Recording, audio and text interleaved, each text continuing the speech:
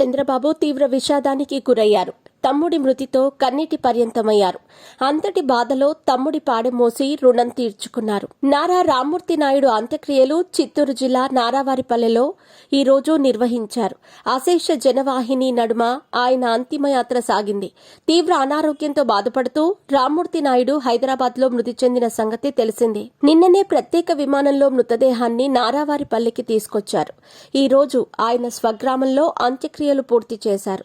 CM Chandrababu, మంత్రి Nara Lokesh, TDP senior నేతలు, party శ్రేణులు పెద్ద ఎత్తున పాల్గొన్నాయి. రామ్మూర్తి నాయుడు కుమారుడు రోహిత్, ఇతర కుటుంబ సభ్యులు సైతం పాల్గొన్నారు. హైదరాబాద్ నుంచి నారావారిపల్లెకు చేరుకున్న రామ్మూర్తి నాయుడు భౌతిక కాయానికి ఈరోజు మంత్రులు, వీఐపీలు సందర్శించి నివాళులర్పించారు.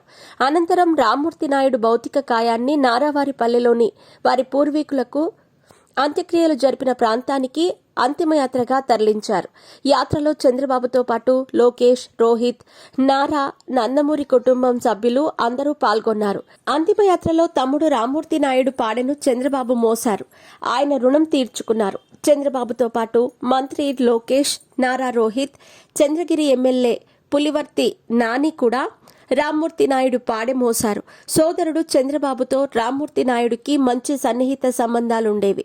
చంద్రబాబు రాజకీయ ఉన్నతి వెనుక తమ్ముడు రామ్మూర్తి నాయుడు కృషి ఉంది.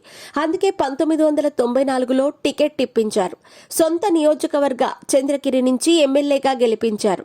1999లో రెండోసారి టీడీపీ అభ్యర్థిగా పోటీ చేసిన రామ్మూర్తి నాయుడు ఓడిపోయారు. గత కొంతకాలంగా అనారోగ్యంతో బాధపడుతున్నారు నారా రామ్మూర్తి నాయుడు. పూర్తిగా మంచాన పడ్డారు. ఇటీవలే ఆయన కుమారుడు నారా రోహిత్ వివాహ నిశ్చితార్థ వేడుకలు జరిగాయి. రామ్మూర్తి నాయుడు ఆసుపత్రిలో ఉండటంతో పెద్దమ్మ భువనేశ్వరి అన్నీ తానే వ్యవహరించారు. రోహిత్ నిశ్చితార్థ వేడుకలను పర్యవేక్షించారు. చంద్రబాబుతో పాటు నారా లోకేష్, నందమూరి బాలకృష్ణ, ఇతర కుటుంబ సభ్యులు ఈ వేడుకల్లో పాల్గొన్నారు. కొద్ది రోజుల్లో వివాహ వేడుకకు సిద్ధపడుతున్నారు. ఇంతలోనే విషాదం అలుముకుంది. రామ్మూర్తి నాయుడు మరణంతో నారావారిపల్లెలో విషాదం నెలకొంది.